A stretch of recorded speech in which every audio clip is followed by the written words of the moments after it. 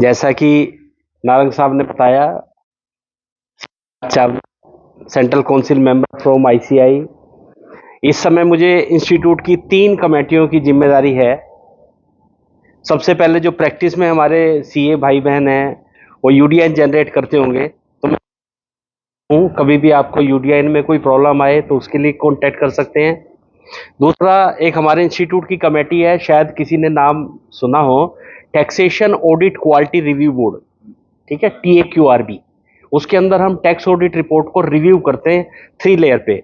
उसमें हमारे सीएस के लिए प्रोफेशनल अपॉर्चुनिटी है कि उसमें हम आपको, अगर आपके पास 10 साल से ज़्यादा का एक्सपीरियंस है तो हम आपको एज ए रिव्यूअर एम्पैनल करते हैं और आपको 10,000 प्लस 500 रुपीज़ की फीस देते हैं, जिसमें आपने किए हुए टैक्स ऑडिट को, जो हम सेलेक्ट करके आपको देते हैं, उसको रिव्यू करके देना है कि क्या जो ऑडिटर है उसने अपनी रेस्पॉन्सिबिलिटी को अच्छे से, ये रिव्यू करता है। और सेकंड जो हमारा उसके अंदर रिव्यू है वो है ग्रुप रिव्यू। हम 5 लोगों की टीम बनाते हैं जो एलिजिबल चार्टर्ड अकाउंटेंट है, 10 ईयर्स के एक्सपीरियंस वाले, और 5 लोग मिलके उस पहले ऑडिटर ने जो रिपोर्ट बनाई थी, फिर जो रिव्यूअर ने रिपोर्ट दी है, उसके बाद वो ग्रुप रिव्यू रिपोर्ट देता है। उसके लिए हम उनको 25,000 रुपए देते हैं 5 लोगों को, यानी कि 5,000 रुपीज पर पर्सन मिल जाता है, लेकिन उसमें कोई ज्यादा काम नहीं होता, 1-2 घंटे का काम है। तो ये अपॉर्चुनिटीज हैं। थर्ड, मैं वाइस चेयरमैन हूं MSME एंड स्टार्टअप, और इस कमेटी को लास्ट ईयर इतनी बड़ी रिकॉग्निशन मिली है।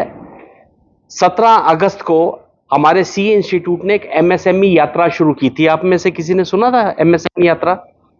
उस यात्रा का नतीजा ये हुआ है कि आज एशिया बुक ऑफ रिकॉर्ड में हमारे इंस्टीट्यूट को रिकॉग्निशन मिली है। प्रधानमंत्री जी ने रिकॉग्नाइज किया है, फाइनेंस मिनिस्टर ने रिकॉग्नाइज किया है, अभी प्रेसिडेंट ऑफ इंडिया आई थी 1 जुलाई को हमारे सीए डे पे, उन्होंने इस बात को रिकॉग्नाइज किया है। और उसका नतीजा क्या है वो मैं आप, जो MSME एक्ट है ये 2006 में आया था, और 15 अगस्त 2022 को MSME मिनिस्ट्री ने सेलिब्रेट किया कि जो हमारे MSME के रजिस्ट्रेशन है, जिसको हम उद्यम रजिस्ट्रेशन कहते हैं, वो 1 करोड़ क्रॉस हो गया था, उन्होंने सेलिब्रेट किया था। आज की डेट में अगर आप MSME की वेबसाइट पे जाएंगे, वहां पे रियल टाइम रजिस्ट्रेशन आते हैं। अभी तो एज ऑन दिस टाइम कितने रजिस्ट्रेशन है वो पता चल जाएंगे। 2 करोड़ 25 लाख को क्रॉस कर गया with in span of 1 year. कहां 2006 से और 2022 तक वो 1 करोड़ रजिस्ट्रेशन हुए थे। और हमारी MSME यात्रा जो निकली, उसका ऑब्जेक्टिव था, जब last year government of India celebrate कर रही थी भारत का आजादी का अमृत महोत्सव, तो उस टाइम पे उन्होंने हमें एक थीम दी कि अब आप हमारे साथ हैंड होल्डिंग कीजिए। एक टाइम पे डॉक्टर APJ अब्दुल कलाम जो हमारे पूर्व राष्ट्रपति थे, तो उन्होंने कहा था chartered accountants are partner in nation building. वो कहते जी आप नेशन बिल्डिंग हमें करके दिखाइए। तब हमारे इंस्टीट्यूट ने ये एक ऑब्जेक्टिव लिया कि हम इसको नेशन बिल्डिंग करके दिखाते हैं। तो हमने मिनिस्ट्री ऑफ MSME के साथ एक बॉम्बे के अंदर बस बनवाई और उस बस की यात्रा शुरू की, जिसके अंदर हमने कहा कि हम 75 सिटी, 75 डे और 75 प्रोग्राम करेंगे। 16,000 किलोमीटर वो बस चली। हमारी इंस्टीट्यूट की 170 ब्रांचेज हैं अक्रॉस इंडिया। हमने एक गूगल मैप के द्वारा 75 ब्रांचेस को कवर किया। वो यात्रा बॉम्बे से चली, महाराष्ट्र होते हुए गुजरात, उसके बाद राजस्थान, मध्य प्रदेश, हरियाणा, पंजाब, हिमाचल, जम्मू कश्मीर, चंडीगढ़, इस तरह से पूरे भारत की यात्रा करके, और वो 17 नवंबर को बॉम्बे में वापस पहुंची। तो ये उस हमारी यात्रा का नतीजा था कि आज हमारा MSME के अंदर हमारे सीए इंस्टीट्यूट के लोग जो पहले काम नहीं करते थे, उनके लिए एक प्रोफेशनल अपॉर्चुनिटी क्रिएट हो गई। क्योंकि अब आपको मालूम होगा कि अब चार्टर्ड अकाउंटेंट भी MSME के अंदर रजिस्टर कर सकते हैं। पहले सिर्फ ये लोग सोचते थे कि MSME के अंदर सिर्फ मैन्युफैक्चरर जा सकता है, लेकिन इसके अंदर उन्होंने प्रोफेशनल सर्विसेज को भी ऐड किया और कोरोना काल में ट्रेडर को भी कर दिया। तो जो ट्रेडर हैं वो भी ऐड हो सकते हैं, लेकिन ट्रेडर के लिए कुछ उन्होंने लिमिटेशंस दिए हैं। ट्रेडर्स के लिए जो बेनिफिट्स हैं MSME के, वो सारे अवेलेबल नहीं है, वो मैं आपसे डिस्कस करूंगा। ये MSME की एक बैकग्राउंड मैंने आपको बताई है। ये मेरा बायोडाटा है। ये MSME का जो मैंने बताया है वो एक्ट 2006 में आया था। अब सबसे पहले हम ये समझें कि एमएसएमई की फुल फॉर्म क्या है। Micro, small and medium enterprises. अब ये तीन भागों में कैसे बांटेंगे? अगर किसी कंपनी का जो इन्वेस्टमेंट प्लांट एंड मशीनरी है वो 1 करोड़ से कम है, यानी कि आपकी जो फिक्स्ड एसेट्स हैं 1 करोड़ से कम है, या आपकी जो टर्नओवर है वो 5 करोड़ से कम है, तो आप किस कैटेगरी में आ जाएंगे? माइक्रो में। ठीक है जी। अब अगर इसमें मान लीजिए किसी की जो इन्वेस्टमेंट है वो तो 1 करोड़ से कम है, लेकिन टर्नओवर 5 करोड़ से ज्यादा हो गई, तो वो कहां जाएगा? स्मॉल में। तो स्मॉल की हमारी जो डेफिनेशन है कि अगर आपकी प्लांट एंड मशीनरी के अंदर जो इन्वेस्टमेंट है वो 10 करोड़ रुपए से कम है और आपकी टर्नओवर 50 करोड़ से कम है, तब आप स्मॉल हैं।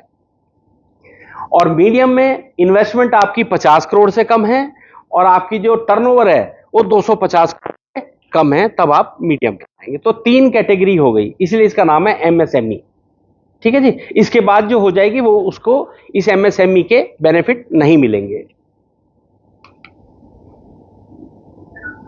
ये जैसे मैंने बताया रिटेल ट्रेडर को 2 जुलाई 21 में जब कोरोना काल चल रहा था तब उनको भी इंक्लूड कर लिया गया था फॉर लिमिटेड बेनिफिट्स। वो लिमिटेड बेनिफिट मैं आपको बताऊंगा।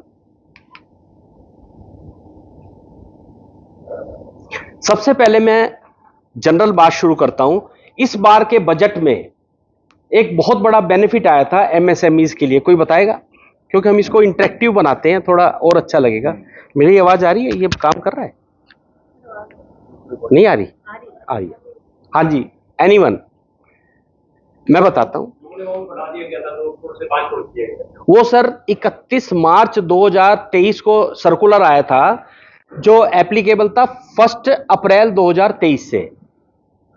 उसमें यह था कि जो एमएसएमई हैं, आपको जान के खुशी मिलेगी कि एमएसएमई को without collateral secure loan 5 crore रुपए तक मिल सकता है, विदाउट एनी कोलैटरल सिक्योरिटी। पहले 2 करोड़ थी, लेकिन 1 अप्रैल से वो हो गई है 5 करोड़। मैंने बात की फाइनेंस बिल, जो बजट आता है जो 1 फरवरी 2023 को आया। हाँ, इन्होंने सही कहा। एक सेक्शन इंसर्ट की उन्होंने, 43B पहले भी थी, उसका एक क्लोज बढ़ा दिया कि अगर किसी ने एमएसएमई की कोई पेमेंट देनी है, वो अपनी रिटर्न भरता है और उस रिटर्न के अंदर उसने कोई खर्चा क्लेम किया। मान लीजिए आप ट्रेडर हैं, आपसे माल खरीदा है, कोई चार्टर्ड अकाउंटेंट है, उसकी प्रोफेशनल सर्विसेज ली हैं और 45 डेज में उसकी पेमेंट नहीं की।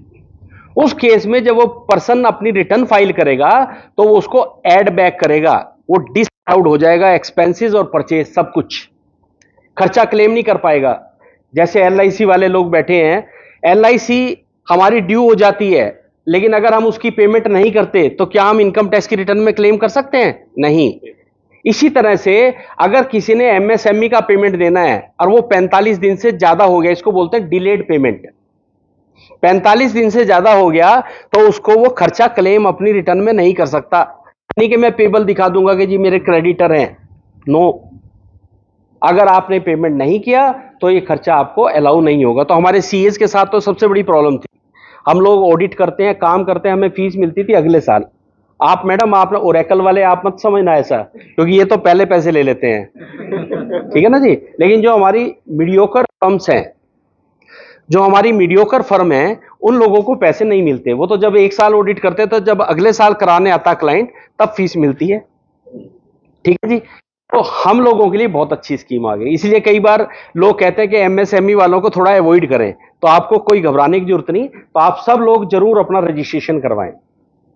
ठीक है जी। तो ये हमारा 1 फेब को ये नया प्रोविजन आया, सेक्शन 43B का इन्हांस किया कि अगर किसी ने कोई पेमेंट देनी है और वो 45 डेज में नहीं दी है तो वो उसको खर्चा क्लेम नहीं कर सकते। ठीक है सर, चलो।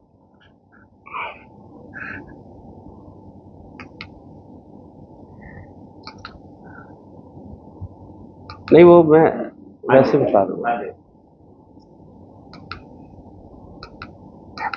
वैसे तो बुक आपके पास है, लेकिन मैं आपको ना टेक्निकल चीजें बताता हूं, क्योंकि भाई साहब ने 20 मिनट और 25 मिनट के लिए बोला है। ना ना, ये मैंने वो चार्ट लगाया है। अभी मैंने जिस दिन ये पीपीटी का प्रिंट आउट निकलवाया तब ये 2 करोड़ 24 लाख इसका रजिस्ट्रेशन हो गया था, जो मैंने आपको एमएसएमई के रजिस्ट्रेशन की बात बताइए। अब इसके मैं कुछ आपको बेनिफिट बताता हूं। आप में से जिन्होंने एमएसएमई का रजिस्ट्रेशन कराया हुआ है वो खुद से कराया है या किसी से करवाया आपने? है जी, किसी से करवाया किसी ने? वैसे दोनों मिक्स है। कितने पैसे दिए? नहीं नहीं रोहन, अच्छा, और जिसने खुद किया वो बता, वो कौन है? हाथ खड़ा करें जिन्होंने खुद एमएसएमई कैसे किया था? कितनी देर लगी थी? मुश्किल तो 5 मिनट 5 मिनट के अंदर एमएसएमई में रजिस्ट्रेशन हो सकता है। और क्या क्या चाहिए इस रजिस्ट्रेशन के लिए? सर आधार कार्ड था, पैन कार्ड था और एक दो डॉक्यूमेंट। सिर्फ आधार और पैन के बेस पे भी रजिस्ट्रेशन हो सकता है। बाकी आप इंफॉर्मेशन देंगे तो अच्छा है, आपके लिए अच्छा है। और जो हमारे बैंकर लोग यहां बैठे हैं, मैं इस एमएसएमई को उनसे कनेक्ट करना चाहता हूं और अपने सीए भाई बहनों से। अभी तक क्या होता था, बैंक में अकाउंट खुलाने जाइए और आप फर्स्ट टाइम करंट अकाउंट खुला रहे हैं तो बैंक वाला कहता था जी सीए का सर्टिफिकेट ले आइए। अब सीए के लिए भी एक प्रॉब्लम है वो, क्योंकि सर्टिफिकेट देने में हमें कोई प्रॉब्लम नहीं, लेकिन अगर वो क्लाइंट कहीं इधर उधर हो गया तो बैंक वाले आपको आके मिलते हैं। फिर आपको पता ही होगा जितने भी बैंकों के फ्रॉड हुए हैं, जिसमें भी सीबीआई इंक्वायरी चल रही है, तो वहां पे उस सीए को भी पार्टी बना लिया गया है। तो हमारे लिए बड़ा रिस्की काम था। तो अब अगर आपके पास कोई क्लाइंट आता है कि मुझे बैंक अकाउंट खुलाना है और बैंकर कह रहा है कि सीए का सर्टिफिकेट लाइए, तो आपको एक, मैं उस रेस्पॉन्सिबिलिटी को अपॉर्चुनिटी में कन्वर्ट करने की बात बताता हूं। आप उसका एमएसएमई रजिस्ट्रेशन करा दीजिए, उससे 2-4 हजार रुपए जो ले सकते हैं ले लीजिए, क्योंकि जिसको नहीं पता है 5 मिनट में होता है उसके लिए तो बहुत मुश्किल काम है ये। जैसे हमारी घड़ी में कोई छोटी सी भी प्रॉब्लम आ जाए तो घड़ी साथ जो होता है कभी भी आपका इमीडिएट नहीं करके देता, चाहे एक पेच ही कसना होता है, वो कहता है भाई साहब रख जाओ। हमारी लेडीज बैठी हैं, इनका टेलर के पास जाती हैं, कभी टेलर ने काम करके दिया हाथ क्या, तो उसे पता 5 मिनट में कर दूंगा तो मुझे इन्होंने फीस ही नहीं देनी। वो कहता बहन जी रख जाओ, बहुत बिजी हूं, रात को देखूंगा। ठीक है, 2-3 बार आपसे चक्कर कटाता है, फिर 100 रुपए के काम के 500 रुपए लेता है और आप खुशी खुशी देते हैं भाई साहब मेरा काम कर दो, पैसे ले लो आप। यही होता ना। तो सेम आपने करना है। मैं ऐसा नहीं कि किसी को कोई गलत बढ़ावा देना चाहता हूं, आप कहिए भाई साहब अपना पेपर दे जाइए, मैं देखूंगा रात को जब मेरे को मौका मिलेगा, आपका काम करके ही घर जाऊंगा। मैं काम करना है हमने, लेकिन अगर उसके सामने हमने 5 मिनट में काम कर दिया तो आपको फीस नहीं मिलेगी। 5,000 रुपए लेने हैं तो उसके पेपर लेके रखिए, चेक कर दीजिए तभी, लेकिन बताइए उसको रात को या अगले दिन सुबह कि रात भर बैठा रहा जी मैं आपके काम के लिए, आपको फीस मिलेगी अच्छी। एक तो आप अपनी जिम्मेदारी से मुक्त हो गए, जो आपने साइन करना था साइन करते ही आप बैंक के रडार पे आ जाते, बैंक वाला कभी भी बुला सकता है। दूसरा, आपने उसको एक सुंदर सा रजिस्ट्रेशन दे दिया जिसको शीशे में जड़वा के अपने ऑफिस में टांग सकता है, और बैंक वाले मना नहीं कर सकते। क्यों भाई साहब, बैंक वालों नहीं मना करोगे ना, आपका अकाउंट खुल जाएगा। ठीक है जी। तो इसलिए एमएसएमई में और इसके बेनिफिट अब आपको बताऊंगा तो आपकी आंखें खुली की खुली रह जाएंगी। शायद कुछ लोग उसका बेनिफिट लेते हो, नहीं तो मैं पूछूंगा तो जरूर आपसे। रजिस्ट्रेशन प्रोसेस मैंने आपको बता दिया है। ये है जी बेनिफिट्स।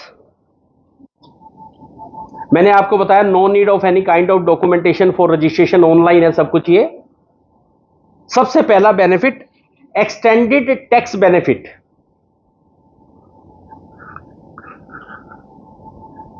मैट पता है सबको जी? सबको नहीं पता होगा। एक हमारे यहां इनकम टैक्स में होता है मिनिमम ऑल्टरनेट टैक्स। पहले कंपनियां क्या करती थी कि उनको जब टैक्स देना होता था तो प्लानिंग करके टैक्स को जीरो कर देती थी, जबकि नेट प्रॉफिट उनका आ रहा होता था। तो सरकार बड़ी चिंतित होती थी कि नेट प्रॉफिट तो दिखा रहे हैं लेकिन टैक्स नहीं दे रहे। उन्होंने कहा जी भाई साहब आपको मिनिमम ऑल्टरनेट टैक्स तो देना ही पड़ेगा। हालांकि टैक्स बनता नहीं, पर इतना दीजिए, इसको आप फ्यूचर में जाके सेट ऑफ कर सकते हैं। तो उसका बेनिफिट जो है सेट ऑफ करने का 10 ईयर है। लेकिन अगर आप एमएसएमई हैं तो आप उसको 15 साल तक सेट ऑफ कर सकते हैं, कैरी फॉरवर्ड कर सकते हैं। दूसरा, subsidy on the interest rate of bank loan up to 1.5%।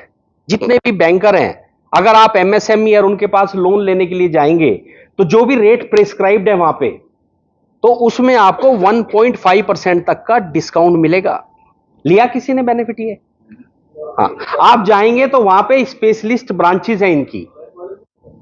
हैं जी, जब बैंक वाले बताते हैं वो क्यों बताएगा? बेनिफिट तो आपको लेना है, आपको पता होगा तभी तो बताएगा, हमें लेना ना जी। मैं बताने आया हूं ना आपको। थर्ड है subsidy on patent and barcode registration.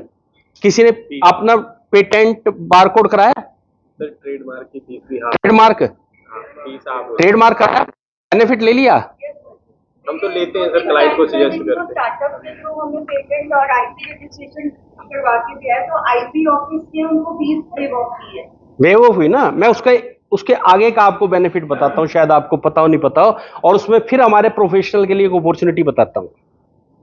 वो तो वाली रिएम्बर्समेंट तो नहीं ली किसी ने? नहीं सर, एक तो फीस को हाफ कर देते हैं, बिल्कुल। ऑफिशियल फीस है, पर गवर्नमेंट डिपार्टमेंट एक असिस्टेंस भी दे रहा है कि जितने भी पेटेंट इंस्टीट्यूशंस जो फाइल होते हैं उसमें हम उनसे कंसल्टेंसी चार्ज नहीं करते हैं, वो डायरेक्टली एक डिपार्टमेंट ही उनकी जो फीस है वो हमें देते हैं, और वो जो फीस है वो डिपार्टमेंट अपने आप हमारे साथ हैंडल करते हैं, और उनको फ्री ऑफ कॉस्ट जो है उनकी एप्लीकेशन मूव की जाती है। मैं अब आपको इसकी ट्रेडमार्क की बताता हूं, बैठिए आप। अगर आप में से किसी ने ट्रेडमार्क रजिस्ट्रेशन कराया, कितनी फीस दी? 4,500 फीस थी, 9,000, 50% दिया। अगर आप एमएसएमई रजिस्टर्ड हैं तो आपको 10,000 रुपए की रिएम्बर्समेंट देती है एमएसएमई। किसी ने ली? आप 5,500 किसी अपने दोस्त के बिल ले लीजिए, कंसल्टेंसी का, जो सीए बैठे हैं यहां पे,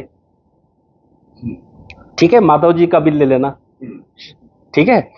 5,500 रुपए का इनका बिल लीजिए, 4,500 रुपए आपने रजिस्ट्रेशन पे दे दिए, 10,000 रुपए की एमएसएमई आपको रिएम्बर्समेंट देगी। ना मिले तो मुझे बताना, इनकी वेबसाइट पे मिलती है।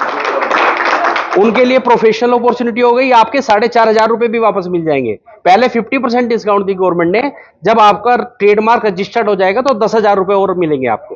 एमएसएमई का चार्ज नहीं करती है हमारी जो लॉ फर्म है, हम लोग जो भी हमारे, क्योंकि आपको गवर्नमेंट रिएम्बर्समेंट दे रही है ना।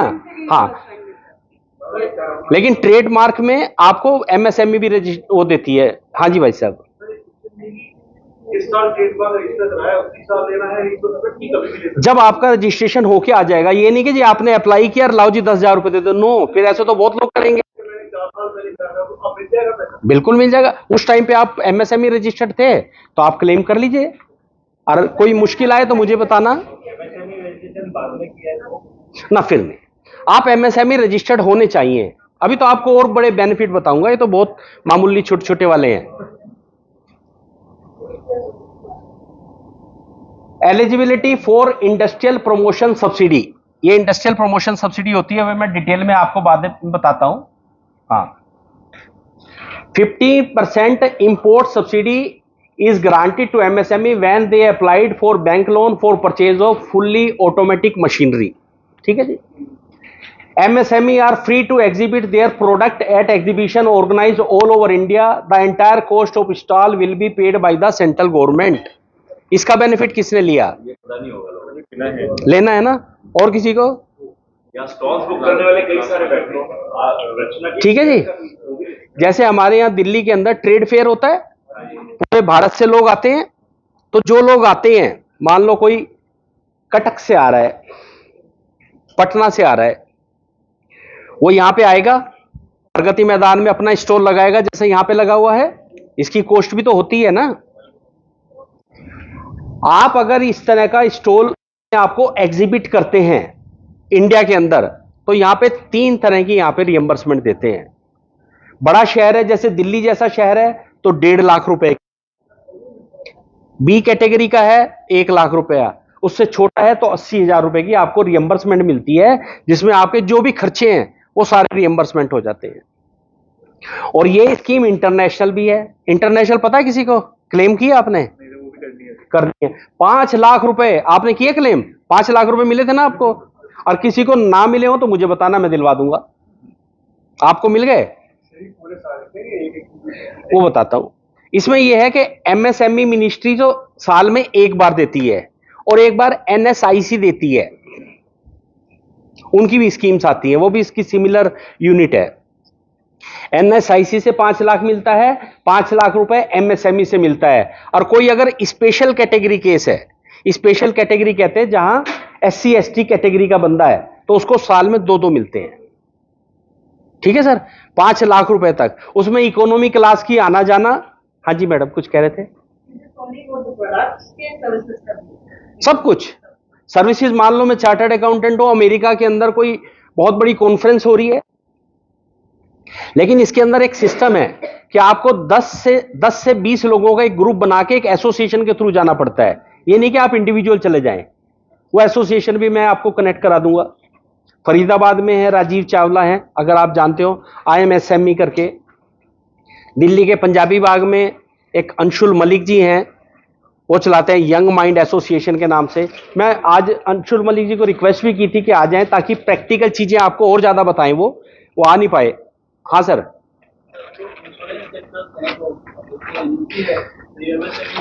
सर अगर आपकी कहीं इंश्योरेंस की एग्जीबिशन नहीं होती, खूब होती है, इंटरनेशनली होती है। सर सर्विस प्रोवाइडर हो गए ना आप। मैंने बताया कि ट्रेडर, सर्विस प्रोवाइडर यानी कि प्रोफेशनल, ठीक है, सर्विस प्रोवाइडर में तो आ गए आप। और मैन्युफैक्चरर, सिर्फ ट्रेडर लिमिटेड बेनिफिट है जो है जी। तो चार्टर्ड अकाउंटेंट है तो लॉयर क्यों नहीं होगा? ठीक है जी, सिर्फ ट्रेडर के लिए कुछ बेनिफिट का इन्होंने रेस्ट्रिक्ट किया है, अदरवाइज सारे बेनिफिट सबके लिए हैं। ठीक है सर।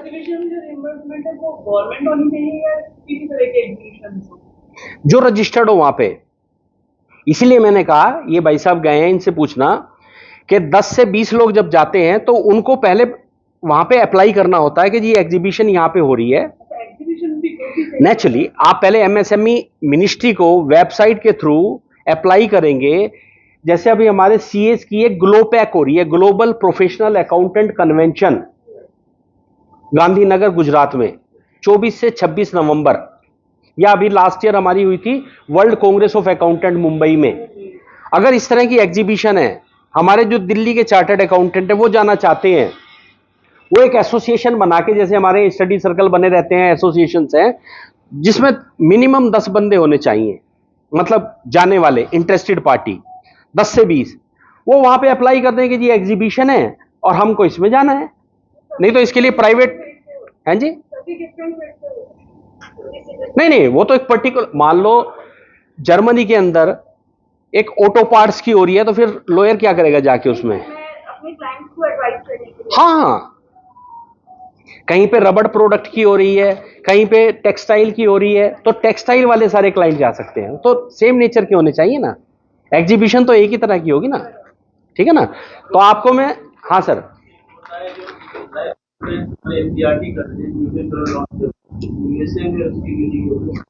जाइए ना वहां पे।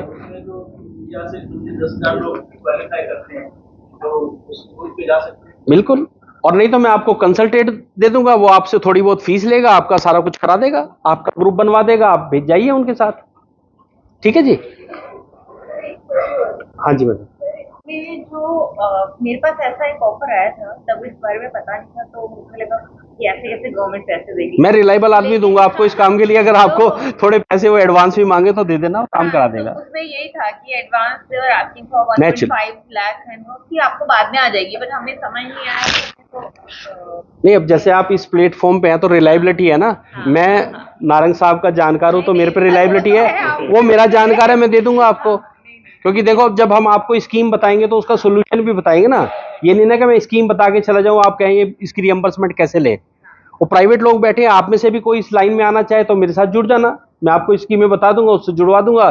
2-4 बार उसके थ्रू कर लेना, बाकी फिर अपने आप करने लगना, उसमें क्या मुश्किल है। ठीक है ना जी। बीच बीच में तालियां तो बजती रहनी चाहिए, बहुत सारी नॉलेज शेयर हो रही है। भैया चला नहीं है। अच्छा सर,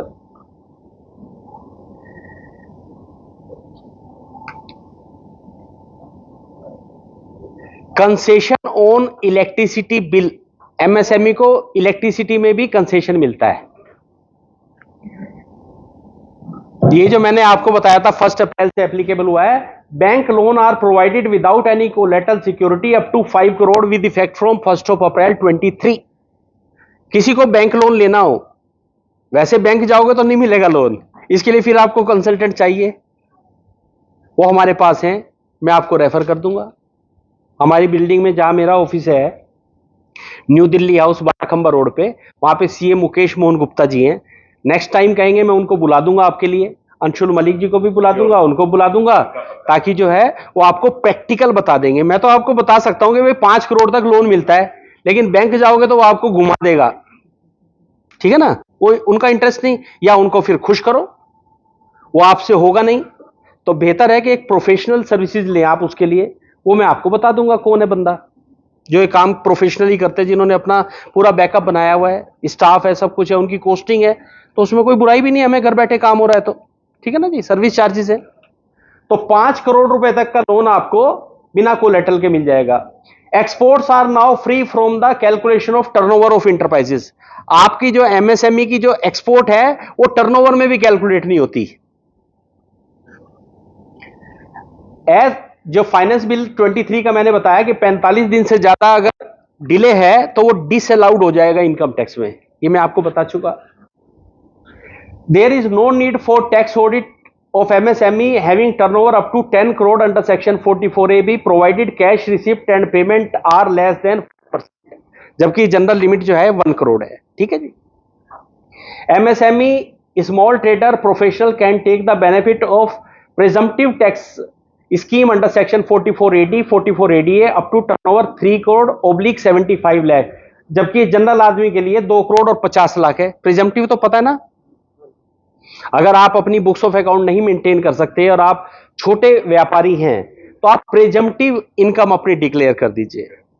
पहले तो ये 8% थी, लेकिन गवर्नमेंट ने जब डिमोनिटाइजेशन हुआ तो मोदी जी ने डिक्लेयर किया था कि अगर आप सारी टर्नओवर बैंकिंग चैनल से करेंगे तो आप 6% भी अपना प्रॉफिट बता दीजिए, यानी कि जितनी आपकी टर्नओवर है और आप एमएसएमई में कवर होते हैं, जितनी टर्नओवर है उस टर्नओवर पे सीधा कह दीजिए जी 8% या उससे ज्यादा मैं प्रॉफिट देने के लिए तैयार हूं, तो आपसे कोई क्वेश्चन नहीं पूछा जाएगा।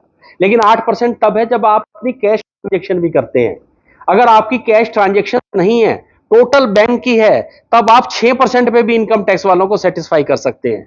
तो ये लिमिट व्यापारियों के लिए 2 करोड़ और प्रोफेशनल के लिए 50 लाख है। प्रोफेशनल के लिए 50 लाख है, प्रोफेशनल को 50% टैक्स देना है, ठीक है। लेकिन एमएसएमई होने के नाते वो 2 करोड़ की जगह 3 करोड़ और 50 लाख की जगह 75 लाख रुपए तक आप इस बेनिफिट को ले सकते हैं। An entrepreneur protected against delayed payment for material और सर्विस सप्लाइड, ये मैंने आपको बता दिया जो अभी इस साल के बजट में आया है। It encourage ease of doing business and create new opportunity for business. All the MSME that register them as startup business will get tax exemption for 3 years with certain limitations, ठीक है। Platform for global international trade fair, मैंने आपको national के साथ साथ global बता दिया, ये कवर हो गया। वहां पे फ्री ISO सर्टिफिकेशन मैडम ने आपको बता दिया है।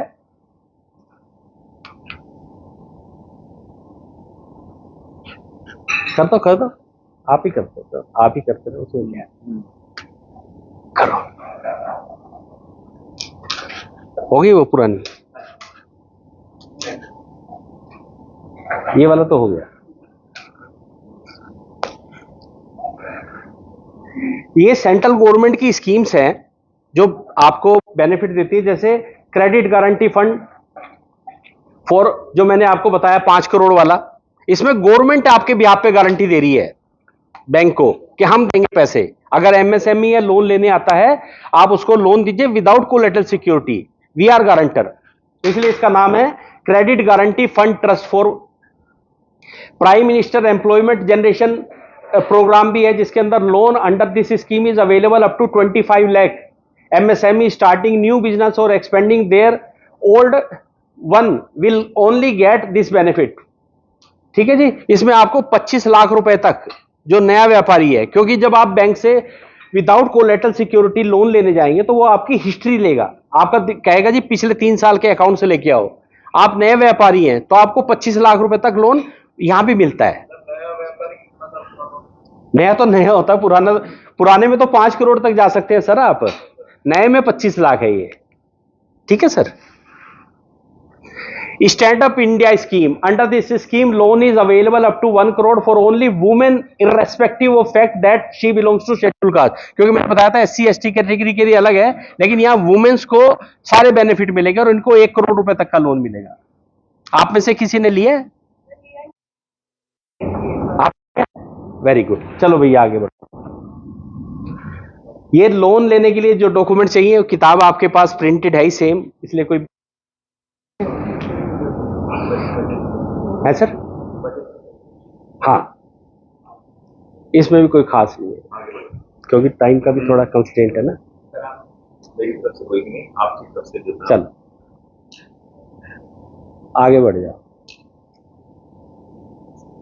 ये भी हो गया कवर। हाँ, बस ये वाला, इसको थोड़ा बड़ा कर देना। अब मैं आप जो अभी सेम इंडस्ट्री वाली बात कर रहे थे, एक हमारे यहाँ होता है कॉमन क्लस्टर, सुना है आपने?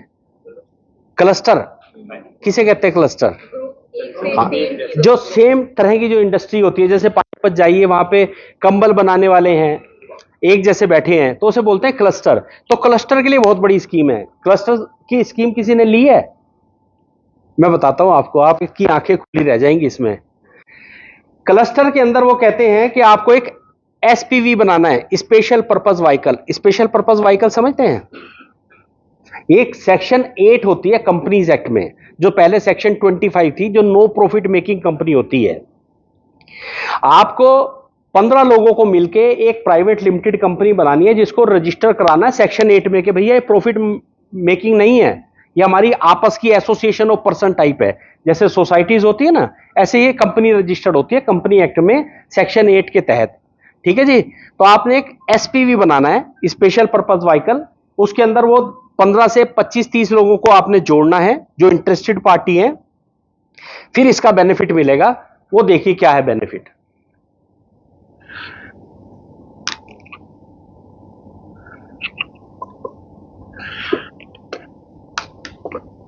करो सर, बड़ा करो इसको। एक होती है common facility centre. Common facility centre है कि जैसे क्लस्टर है, पानीपत है, वहां बिजली पहुंच जाती है, उनको जनरेटर चाहिए, तो जो इंडिविजुअल आदमी है वो जनरेटर नहीं लगा पा रहा, तो वहां पे बड़ा जनरेटर लगा सकते हैं वो। पानीपत है, छोटा शहर है, जो छोटे व्यापारी लोग हैं, छोटा मैन्युफैक्चरर है, वो गोदाम नहीं बना सकता, गोदाम बना लीजिए, तो इसे बोलते हैं कॉमन फैसिलिटी सेंटर। इसके लिए अगर आपका जो टोटल प्रोजेक्ट कॉस्ट है वो 5 करोड़ से 10 करोड़ है, 5 करोड़ तक तो स्टेट ही कवर कर लेती है, लेकिन अगर 5 करोड़ से 10 करोड़ की आपकी जो प्रोजेक्ट कॉस्ट है, उस केस में गवर्नमेंट ऑफ इंडिया 70% की सब्सिडी देती है, 70%, और 20% स्टेट गवर्नमेंट देती है, और 10% आपका लगेगा। जो एसपीवी स्पेशल पर्पस व्हीकल आपने जो बनाया है, 10% आपने उसके अंदर डालना है, 90% आपको सेंट्रल गवर्नमेंट और स्टेट गवर्नमेंट दे रही है। आप सोचो कितना बड़ा बेनिफिट है। बहुत लोगों ने किया हुआ है। जो मेंबर्स हैं, वो मेंबर्स जो है वो डिफरेंट ना ना, अभी तो बताया था क्लस्टर मींस सेम। हाँ, ये अभी तो पहले इसलिए तो इतनी डिटेल में डिस्कस किया था। एक जैसे लोग, आप मान लीजिए बेडशीट बनाते हैं, तो बेडशीट बनाने वाले ही लोग हो सारे वहां पे ना। प्रोफेशनल में नहीं, ये तो मैन्युफैक्चरिंग के लिए है ना। प्रोफेशनल वाले क्या करेंगे वहां? मैन्युफैक्चरिंग एक्चुअली बेसिकली एमएसएमई जो एक्ट है ये मैन्युफैक्चरर के लिए है ना। ना खड़े होके है जी, ना ना कोई बात नहीं। कोल्ड वगैरह की सर्विसेज है, कोल्ड स्टोरेज वगैरह है। हाँ, नहीं कोल्ड स्टोरेज तो आपने वैसे बनाया, आप मैन्युफैक्चरर होने चाहिए ना कोई चीज के, और तब आप कोल्ड स्टोरेज बना लीजिए। मान लीजिए आपने टमाटर की जो सर्विसेज है, टमाटर की, आलू की, हाँ, तो आप उसके लिए कोल्ड स्टोरेज बना लीजिए। आपका प्रोडक्ट ऐसा होना चाहिए जहां कोल्ड स्टोरेज की जरूरत हो। नहीं तो हम लोगों को जैसे कोल्ड स्टोरेज वाले ही 10 लोग एक एसपीवी बना लेते ना ना ना, आपका प्रोडक्ट क्या है, वो सिर्फ तो फिर आप बाहर के लोगों को सर्विस ना ना ना। ये तो जो मैन्युफैक्चरर है उसके लिए स्कीम है कि मान लीजिए आपने ये इतनी सुंदर फोटो बनाई है, ये नहीं रख सकते, या आपका जो प्रोडक्ट है वो पेरिशेबल है, आपने टमाटर की चटनी बनाई, आपके आलू हैं, प्याज हैं, आप कोई चीज प्रोड्यूस कर रहे हैं, उसको रखना है आपने सेफ, उसके लिए कोल्ड स्टोरेज बना देंगे तो वो कॉमन फैसिलिटी कहलाएगा। ठीक है जी। तो मैंने पहले बताया आपको कि आपका जो प्रोजेक्ट कॉस्ट है 5 करोड़ टू 10 करोड़ है, तब आपको 70% सेंट्रल गवर्नमेंट, 20% स्टेट गवर्नमेंट और 10% आपको लगाना है बस। और यही प्रोजेक्ट कॉस्ट अगर आपकी 10 करोड़ से 30 करोड़ हो जाए, तब उस केस में 60% सेंट्रल गवर्नमेंट, 20% स्टेट गवर्नमेंट और 20% आपका लगेगा। ठीक है अच्छी स्कीम ना। चलिए, अब इसी का दूसरा पार्ट है, ये तो मैंने बताई कॉमन फैसिलिटी, जैसे कोल्ड स्टोरेज हो गया, जनरेटर हो गया, वेयर हाउस हो गया। अब होता है इंफ्रास्ट्रक्चर। इंफ्रास्ट्रक्चर मान लीजिए आप कहते हो यार हम अनसिक्योर्ड फील करते हैं, आपने बाउंड्री बनवा दी, आपने बड़ा गेट लगवा दिया, आपने सड़क बनवा दी, सड़क टूटी हुई है, ये तो जनरली होता ही, आप देखते होंगे इंडस्ट्रियल एरिया में, इसे बोलते हैं इंफ्रास्ट्रक्चर। इंफ्रास्ट्रक्चर अगर आप नया बना रहे हैं, पहले नहीं है, उस केस में 5 करोड़ 15 करोड़ की आप कॉस्ट लगा दीजिए। 60% सेंट्रल गवर्नमेंट देगी और 40% स्टेट गवर्नमेंट देगी, आपको कुछ भी नहीं देना, 100% रियंबर्समेंट। ये स्कीम है एमएसएमई की। और अगर आपका इंफ्रास्ट्रक्चर जो है आपने अपग्रेडेशन करना है, अपग्रेडेशन ऑफ एग्जिस्टिंग इंफ्रास्ट्रक्चर, उस केस में प्रोजेक्ट कॉस्ट 5 से 10 करोड़ और 50-50 स्टेट गवर्नमेंट 50 सेंट्रल गवर्नमेंट। है अच्छी स्कीम सर, तो एक बार जोरदार तालियां बजा दीजिए आप ही। चलो सर आगे बढ़ो। बाकी ये अच्छा, हाँ एक सबसे बड़ी बात पैनल, हाँ सर प्लीज प्लीज प्लीज। पहले एसोसिएशन पैसा लगाएगी फिर रिफंड लगी, या पहले पैसा मिलेगा फिर लगाएगी? वो तो जैसे हम प्रोजेक्ट लगाते हैं तो उसमें जो आपने कंपनी बना ली सेक्शन 8 में, और कंपनी बनाने के बाद उतना पैसा उस कंपनी में डाल दिया, जो आप 10-15-20 लोग हैं, तो फिर साथ साथ ही चलता है। नहीं रिफंड क्यों आएगा, गवर्नमेंट देगी ना, हम देंगे फिर पैसा मिलेगा। सर आपने कंपनी में मान लीजिए आपने कहा कि मेरी 10 करोड़ की कॉस्ट है, उसमें 10% आपने देना है, तो 1 करोड़ तो आपने देना, 9 करोड़ में सेंट्रल गवर्नमेंट और स्टेट गवर्नमेंट देगी। आप 1 करोड़ रेडी रखिए, तो वो जैसे जैसे होगा स्टेज वाइज आपकी पेमेंट जाती रहेगी। अब एक सबसे इंपॉर्टेंट जी एमएसएमईज के लिए, इंटरेस्ट डिलेड पेमेंट पे, इसका किसी ने बेनिफिट लिया है बताओ। हम एमएसएमई में रजिस्टर्ड थे, तो हमारी एक पेमेंट थी जो अटकी हुई थी, एंड हमने उनको बस इतना बोला कि हम एमएसएमई में रजिस्टर्ड हैं एंड आपके फाइनेंशियल पे भी इम्पैक्ट पड़ेगा, आइडिया पे इम्पैक्ट पड़ेगा, एंड आप अगेंस्ट कंप्लेंट भी कर सकते हैं। तो विद इन 3 days हमारी पेमेंट रिलीज हो गई। नहीं इंटरेस्ट लिया? हाँ, तो इंटरेस्ट उन्होंने खुद ही दिया, हमने कितना? हमने नहीं मांगा था। कितना? ऐसे तो कैलकुलेट नहीं किया, उन्होंने कुछ अमाउंट। अब बताता हूं मैं आपको, जितनी पेमेंट मतलब 45 दिन से ज्यादा, आपको 3 time the bank rate interest मिलता, 3 टाइम, 3 गुना। मान लो 6% का रेट है बैंक का, तो 18% ब्याज मिलेगा, और उसमें भी मंथली कंपाउंडेड होगा वो। ये मेरे बैंक वालों को तो शायद पता होगा, monthly compounded 3 times the rate. और उसके ऊपर सुनो इनकम टैक्स की बात, जो ये ब्याज देगा व्यापारी जिसने डिले पेमेंट किया है, उसको इस इंटरेस्ट की डिडक्शन नहीं मिलेगी, ये एक्सपेंडिचर क्लेम नहीं कर सकता। आपने जैसे हम लोग कई बार ब्याज देते हैं तो हम तो छूट अपने यहां P&L में डाल देते हैं ना, भाई मेरा ये नुकसान हुआ, सरकार कहते हैं ना ये खर्चा आपको क्लेम भी नहीं करने देंगे, क्योंकि जैसे सरकारी पेनल्टी होती है ना वो डिसअलाउड होती है, इसी तरह से ही इंटरेस्ट भी डिसअलाउड हो जाएगा आपका। आप सोचो कितना बड़ा बेनिफिट दे रही है सरकार एमएसएमई को। तो इसलिए मेरी रिक्वेस्ट है सब लोग रजिस्टर करें। हाँ जी बताइए। कई बार ये एक नेगेटिव इम्पैक्ट क्रिएट कर सकता है क्या? जैसे अब किसी क्लाइंट को आपने रेफर किया था कि ये चीज आप बोलिए अपने वेंडर को, उन्होंने तब तो पेमेंट ले ली, बट आगे चल के उनको काम नहीं मिला। ये तो होता ही है। थोड़ा सा ये प्रॉब्लम आनी शुरू हो गया। प्रॉब्लम कुछ नहीं है जी, ऐसा है, आप ट्रेन से तो सफर किया ही होगा आपने, तो कुली जो होते हैं ना वो पहले बताते हैं भाई 50 रुपए लूंगा, वो देख लेते हैं सामने वाला, कोई भी आपको 50 से कम नहीं लेगा। जब हमारे अपने अंदर कंपटीशन खत्म हो जाएगा ना, तो सारी चीजें ठीक हो जाएगी। हम लोगों के अंदर इनसिक्योरिटी फीलिंग बहुत है, तो इसलिए आपको डरने की जरूरत नहीं है। और मैं अपने ऑडिटर्स के लिए एक प्रोटेक्शन बताता हूं। हमारे इनकम टैक्स एक्ट और कंपनीज एक्ट के अंदर भी ऑडिटर्स की रेस्पॉन्सिबिलिटी लगाई हुई है। बताएगा कोई मुझे? कंपनी एक्ट में एमएसएमई की रिटर्न विद इन 6 मंथ्स दो रिटर्न लेके आते हैं। हाँ, और बताओ और बाकी है सर। रिपोर्टिंग, तो रिपोर्टिंग कैसे करेंगे आप? नहीं, फॉर्मेट को कैसे, क्योंकि हमारे देश में जैसे अभी हमारे यहाँ पे किसने एक बताया था कि 32% बताया था कि 32% जीडीपी का एमएसएमई के थ्रू जाता है। वो 32 का भी लेटेस्ट 33 आया अभी 2-3 दिन पहले ही। वर्ल्ड वाइड जो एमएसएमई का कंट्रीब्यूशन है जीडीपी के अंदर वो 50 to 60% है, और हमारे देश में अभी 30 to 40 की रेंज में चल रहा है। तो अभी हमारे यहाँ स्कोप बहुत है। जैसे हमारे यहाँ जो एमएसएमई है टोटल लगभग 10 करोड़ है, अभी रजिस्टर्ड तो 2.25 करोड़ ही है, तो हमारे यहाँ स्कोप बहुत है अभी इसका। ठीक है ना जी।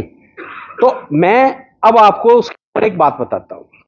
जो ऑडिटर है उसको कहा गया है कंपनी एक्ट ने भी और इनकम टैक्स एक्ट ने भी कि अगर किसी एमएसएमई की पेमेंट पेंडिंग है, जो बैलेंस शीट आप साइन कर रहे हो, तो आपको ये रिपोर्ट करना है किस एमएसएमई की 45 डेज से डिलेड पेमेंट से ज्यादा वो है, और उसका इंटरेस्ट कैलकुलेट कराना है। जब इंटरेस्ट होगा 3 टाइम वाला मंथली क्यूमुलेटिव उस पे, मंथली कंपाउंडेड पे। तो आपको ऑडिटर को क्या रेस्पॉन्सिबिलिटी रखनी है? आपने जब ऑडिट कर रहे हैं तो list of creditor, list of outstanding मिल जाती है आपको, पार्टी का नाम होता है, अमाउंट होती है, लेकिन आपको कैसे पता लगेगा ये एमएसएमई है कि नहीं है?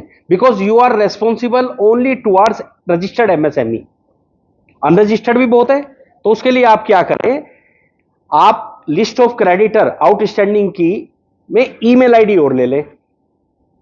ठीक है सर, ईमेल आईडी लेके उनको एक ईमेल लिख दें कि I am the auditor of this company where your payment is pending for more than 45 days. If you are a registered MSME, kindly let me know, kindly provide me the copy of your Udyam registration, and if your reply is not received within 7 days it will be assumed that you are not a MSME। तो आपकी बलांस है। अगर आपने ऐसा नहीं किया तो आपके ऊपर भी इंस्टीट्यूट का डिसिप्लिनरी एक्शन हो सकता है, क्योंकि रिक्वायरमेंट है under the companies act and under the income tax act. तो ये आपको मैंने प्रोटेक्शन बता दी। तो आपने क्या करना है, कई लोग हमारे ऑडिटर क्या करते हैं कि सिर्फ मैनेजमेंट से एमआरएल ले लेते, यही लेते हो ना सर आप, लेकिन आप फिर ऑडिटर किस बात के? अगर आपने मैनेजमेंट से एमआरएल लेना था तो सरकार कहेगी हमने ऑडिटर किस लिए बनाया आपको, अगर मैनेजमेंट से ही रिपोर्ट लेनी थी तो आपकी भी तो कोई रेस्पॉन्सिबिलिटी है ना। थर्ड पार्टी कंफर्मेशन कहां आता है? तो ना है तो आप लिखो ना, फिर वहां पे आप लिखो, वहां पे आपको जो मैंने मेल वाला सिस्टम बता दिया, आपने मेल भेज दी और मेल का रिप्लाई नहीं आया, आप डीम फंक्शन के थ्रू ऐसा कर। तो सर लेकिन आप सिर्फ एमआरएल लेके सेटिस्फाई नहीं होना आपको। अब सरकार की आपसे ज्यादा एक्सपेक्टेशन है, वो कहती है कि अगर एमआरएल ही लेना है तो फिर तो मैं ऑडिटर काहे को करवाया मैंने? आपकी अपॉइंटमेंट किस लिए हुई है? वो तो मैनेजमेंट से वैसे साइन करा ही लेते बैलेंस शीट को, तो हमारी भी तो कोई जिम्मेदारी है ना। तो उस जिम्मेदारी से बचने के लिए ये आपको करना पड़ेगा। ठीक है सर, अभी तो बताया, उसको क्लेम ही नहीं कर पाएगा वो इनकम टैक्स की रिटर्न में, तो ना करवाए। आप इतनी इनसिक्योरिटी क्यों फील करते हैं? आप ये सोचो कि तो आप 140 करोड़ की जनसंख्या में सिर्फ 4 लाख हैं, और 4 लाख में भी 2 लाख प्रैक्टिस नहीं करते, आप क्यों डरते हो? मुझे तो नहीं लगता कि इतनी इनसिक्योरिटी फीलिंग है। हाँ जी सर, जी सर, यस सर। हमारा जो क्लाइंट है वो बहुत सारे 3000 क्लाइंट है। अब कुछ ना कुछ वो साल में से 10 निकल ही जाते हैं सर, ये जो एमएसएमई में रजिस्टर्ड नहीं होते हैं। तो how is MSME is helpful in that case कि वो हमारी पेमेंट्स निकलवा सके? नहीं तो गवर्नमेंट ने वो बनाई हुई है, काउंसिल्स बनी हुई हैं, इसके लिए रिकवरी सिस्टम है। अभी आपको बताता हूं वो भी। इसके अंदर क्या है कि हर स्टेट ने अपनी काउंसिल्स बना रखी है। जैसे हरियाणा है, हरियाणा की अपनी स्टेट काउंसिल है, दिल्ली है, दिल्ली की अपनी स्टेट काउंसिल है। उस काउंसिल में आप एमएसएमई के ऊपर एक वर्ड है एमएसएमई समाधान, सुना है किसी ने?